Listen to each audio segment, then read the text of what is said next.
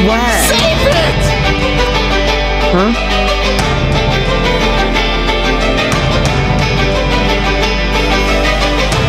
It's been a while since you did. Why don't we go down to the city and get some ice cream? Alright. If you say so. Cole, go get the vehicle ready.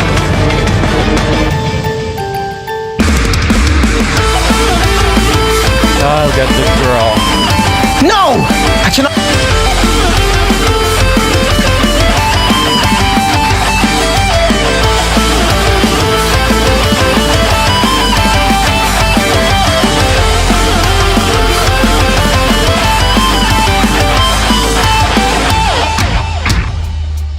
Hello, Brickternet, and welcome to Brick Theory. Today, I will be breaking down Ethan Studios' full series. From him, not knowing which time twin was which, to the current Genesis trailers that are up. Ninjago Genesis, his last episode of his series, he might have considered it a film, I don't remember, releases this weekend, and I am super hyped to see it. So, I asked him some questions, and let's get on with those before the theory. Alright, Ethan Studios here, and today I'm going to be answering some questions regarding my custom Ninjago series. These were sent to me by Oak Animates, and I just want to say I'm super excited to watch his theory video, and kind of see what some of his ideas are of what's going to happen. But let's get started with the first one here. What was your favorite season and or episode in your series, and why? I think if we're going solely based off of nostalgia, Tides of War was a really, really fun time in my life. Obviously, looking back, the quality of that does not compare to what I've been making more recently. There's big time jump there. I think I have to go with Eternal Winter, though. As far as nostalgia, I just think that does take the cake over Tides of War. That was when my channel was doing the best in terms of views, comments, engagement, all that kind of stuff. And I just had such a great time creating that story. I was really, really proud of what I was able to do there, even if some of the animation itself doesn't hold up to what I've been able to improve on over the years. As far as from a writing standpoint, Crystal King has to be my favorite. I'm just really excited for you all to see how this season kind of ties everything together for my series, brings it all to a close. Yeah, I think as far as a favorite episode, it's got to be the finale for Crystal King. I don't think any other episode in my series is going to come close. Maybe the one where Kai dies, which is episode 6, I believe, of Crystal King. But this finale here is something I'm really excited for you all to see, and it's definitely my favorite episode I've ever written. Is there a certain thing we should look over before going into the finale? Absolutely. I think refreshing yourself on Eternal Winter, kind of getting familiar with that story again, because Zora's role from that is going to be huge for this finale. Of course, Kai and Zane's conflict has been very, very big in this season, carrying over from Eternal Winter.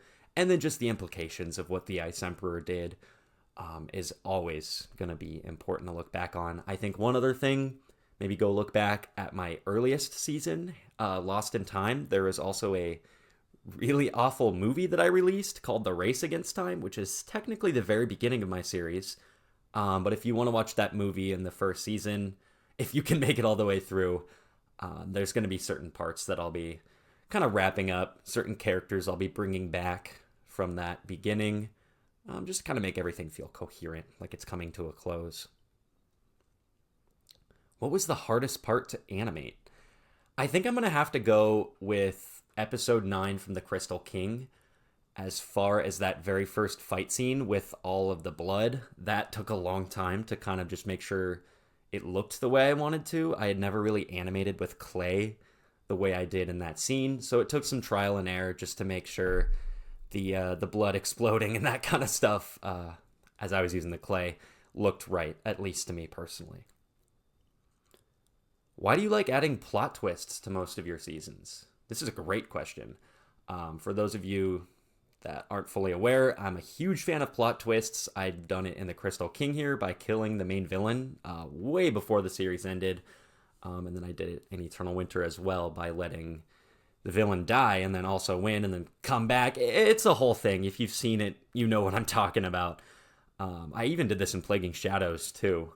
But anyways, I like adding plot twists because I like going against the norm. And I think I really got inspired when I saw Last Jedi for the first time because that movie was nothing like I expected it to be. And I absolutely adored it for that.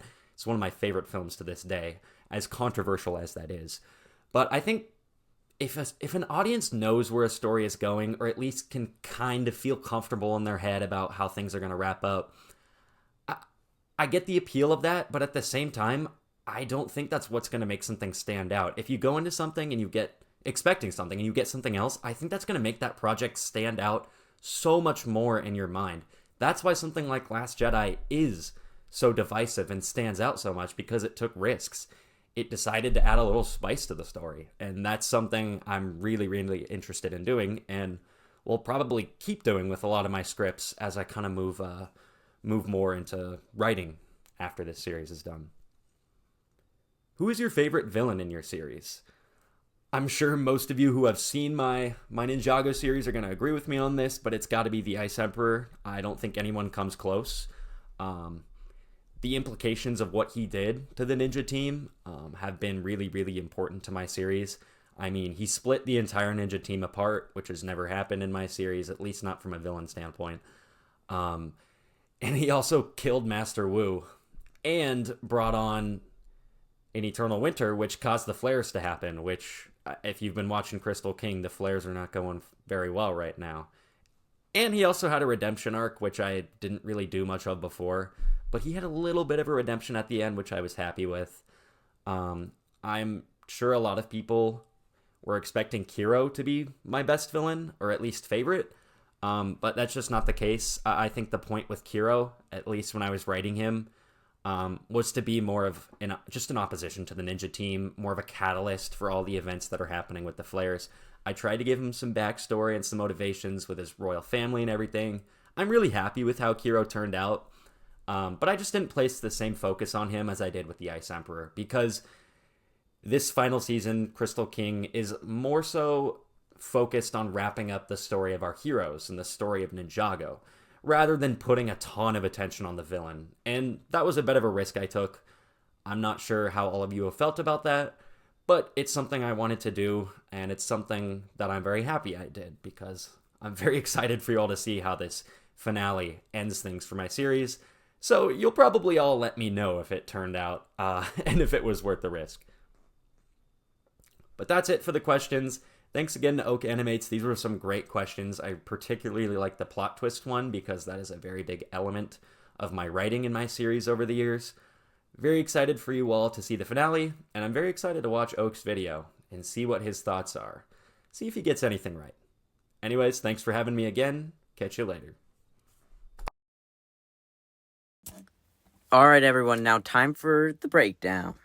Ethan Studios did say that the most important were Eternal Winter and then the first two, like the film and the first season, and Crystal King for his finale. So I'm just deciding that I don't want to sit through 10 hours of breaking down his videos. So I'm just going to do the first film, the first season, Eternal Winter, and Crystal King, and then the Genesis trailers. So let's get on with the first film. Here you can see Ethan Studios, and then in this next thing, it shows him with a whole lot of minifigures. Then you can clearly see he switched Crux and Chronix around and didn't even spell Chronix right. Here is Scalador, and then Chen and Anaconda Warriors. Here's the ninja. More pictures of the ninja. Wu's over here. Let me tell you all a story. So Kai's going to listen to the story, and it's long ago, blah, blah, blah. And it's Kai and his parents with this one dude. And that looks like the Sword of Sanctuary, but red. And then that is the first Benjutsu Master, I presume. The 4 time blades. And then here we have the temple of the one red dude. I forgot his name. And then Crux and Chronix took the Masters of Fire and Water. Alright, here's Crux and Chronix at a temple. Looks like a desert temple. Corporate needs you to find the difference between this picture and this picture. They're the same picture. And the red dude's inside. That just looks like a lightsaber with a ghost blade on it. He almost hits the dude. And then they find the Vermilion Shrine. The ninja meet up in the temple, but they're gone, and Wu pulls out a map like Season 5. The ninja find the first time blade. Here's the lighthouse. Echo, Zane, and Misako are inside. And in this picture, you could see the ninja go fight Acronix. You can see Echo Zane has a cool mask. Kai and Nia's parents in the background is really good detail. There's Shade. The only reason I put that was because Ethan Studio voiced Shade in my series. And the only reason he doesn't voice Shade anymore is because Shade is dead. Then you could see the Time Twins at the Iron Doom. Then the credits roll. Thanks for watching. That wasn't in the film. And then you could see a picture of Garmadon, which ends out the first part of his series. So far, I would rate this a solid 7 out of 10 video. Now let's get on to the full series. Editor Oak here. Just as a disclaimer, I'm not going to be breaking down every single episode, just because I kind of don't have time to do that, because I've been slacking off. But, I will be breaking down the most important ones, to my knowledge. And most of the, Zora episodes, because she's important. And then, I'm not breaking down all of Crystal King, just, a couple. But let's get on with that. Season 1, Lost in Time's finale breakdown. I'm going to do this really quickly, just because I have a lot to break down, and this is so far our longest video by a long shot. But, here you can see in this image, there is Garmadon with Vermilion and a portal. Crux and Chronix return with younger Wu. Wu is surprised of that. And the ninja team, because of having younger Wu, makes most of them go away. And then the Vermilion have their weapon. Kai and Nia use the fusion dragon in this, and it summons. But they got shot by the weapon. But they're able to bring it back somehow, which is a little confusing to me. Then they destroy the Iron Doom, and it looks like they won. Crux and Chronix and Garmadon are all gone, but then if you see here, they're back, and then there's this masked figure, which we know to be Moro. Whew, Eternal Winter, because this is, a lot. Here's Wu telling Lloyd that to, not face his fears or whatever. Here's the Overlord, the whole team by the Air Jitsu Temple. Wu's talking about the Forbidden Spinjitzu staff, even though he's holding it. Here's Zane in one of his dreams, and he's gonna let down all of his friends, and the Ice Emperor's taken over. The ninja have to fight Zane, and Zane's taken over by the Ice Emperor. He takes the Staff of Forbidden Spinjitzu.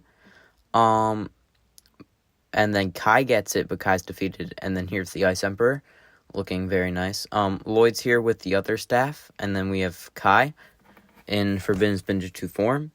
More of Lloyd. Zane has to face his friends again, and also the Ice Emperor comes. Lloyd is put inside of his memories, or mind, and shows what he might become, which is the Overlord. Here's versions of Lloyd, and then here's Zora, which is important for Genesis, and she goes to find her parents. Then we have this scene of this guy's wife dying, a little confusing. The Blizzard Samurai go to the, temple. I like the amount of detail there. Then the ninja are in boats going to the Air Jitsu Temple. Lloyd wakes up from a dream. Ice Emperor and Zame have the 2 staffs of Forbidden Spinjitzu. And then here's the finale, True Potential. Wu is explaining that they have to face the Ice Emperor. Kai in his mind is hurt, but then he wakes up after seeing his father. And he doesn't trust Lloyd anymore, which is good for Crystal King, it goes into Crystal King. Here's Wu facing the Ice Emperor with the ninja fighting the Ice Emperor here.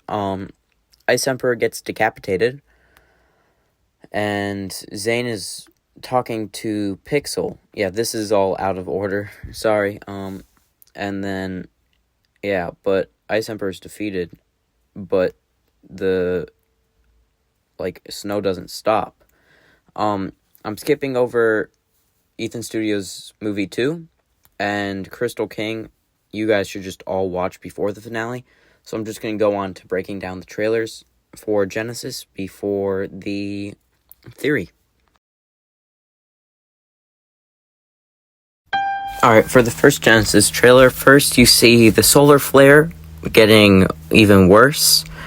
Then over here you start to see Shade, and then Ninjago City, I presume.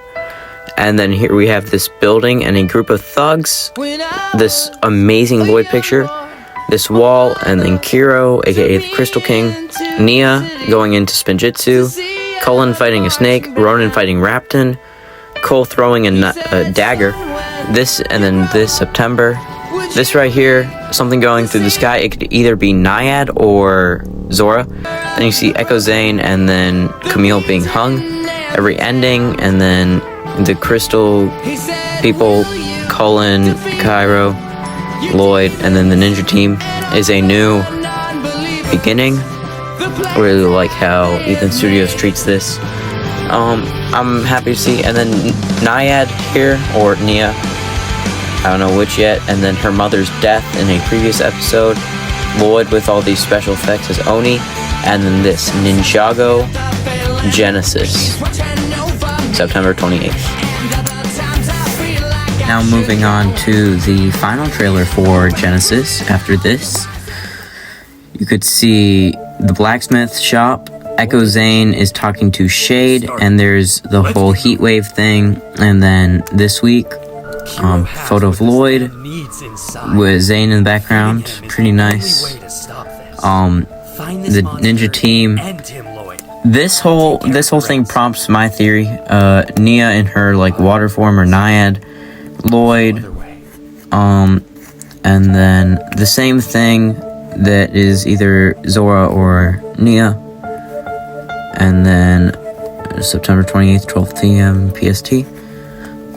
So everything so far that I've broken down and everything that I've watched from Ethan Studios has been really good. I mean, no, I didn't break down his entire series, so the thumbnail was kind of clickbait, but still, everything is just so good that I'm a little sad that I couldn't put everything in. But it's time to get to this theory, which I actually have multiple. Alright, so I have multiple theories. My first theory is, of course, the name of this video. Lloyd will fail. The reason I think this is just Ethan Studios loves plot twists. And I'm just, it's hard to explain why I think this, but it's almost like he's going to throw in another plot twist somewhere in this episode. He said it himself. He loves adding in plot twists. But I also think that he hypes up Lloyd, and then he could just say, oh no, Lloyd lost. Because he said that this season was not mainly focused on the villain, it was wrapping up the characters. So maybe wrapping up Lloyd's character arc is having him lose and die, which I would actually think would make a really good video. So if I'm right, then hooray! If I'm wrong, then, well, it's just a theory. My second theory is Zora will come back, not as we saw her in season 6 or whatever, but almost like, so I think that she's almost gonna be like present as something that fuels the ninja and pushes them forward to keep going in their battle, not as a main character, just because Ethan Studios said to look out for her for this episode. But ever since season 6, she has basically like not been in the series. No little like hints to her, nothing. I mean, yes, the ninja talked about her. And my third theory is the merge will happen in this episode, because Ethan Studios is hyping this up Genesis. And the word Genesis is basically a new beginning, which is what he's saying in all of these trailers. Every ending has a new beginning. So I'm thinking that instead of ending off his series there, like he said, expanding on his writing, I think what he could do is, since Rapton was in the finale trailer, have the merge happen. So Lloyd loses, and Kiro causes the merge, which would set almost a place for additional storylines like Aaron and Sora, or Frack, or Roz, or Empress Beatrix. And instead of making just a full series about Imperium, he could do almost short videos like, Jay Viz's Imperium, or Sora versus the Wolf Clan, instead of a whole Wrath the Wolf sort of season. Check that out on my channel, please. But yeah, so those are my 3 theories. Lloyd will fail. Sora will come back, but as something to build up the ninja and not as a true character. And then the merge will happen. But hey, that's just a theory. A brick theory. Sorry this took so long to make.